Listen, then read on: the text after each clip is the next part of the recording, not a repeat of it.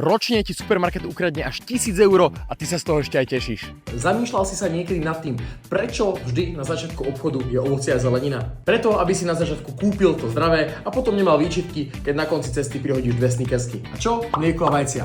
Ty vždy nájdeš až na druhej strane obchodu. Takto musíš prejsť celý priestor a je väčšia šanca, že zbadáš niečo, čo nepotrebuješ a aj tak kúpiš. Nehovoriac o tom, že si tu veľmi ľahko stratíš a to vôbec nie je náhoda. Je tam schválne efekt budiska. Pretože čím viac sa tam motáš, tým viac času tam tráviš a tým viac z toho aj nakúpiš. Dokonca existuje trik, ktorý ťa totálne oklame.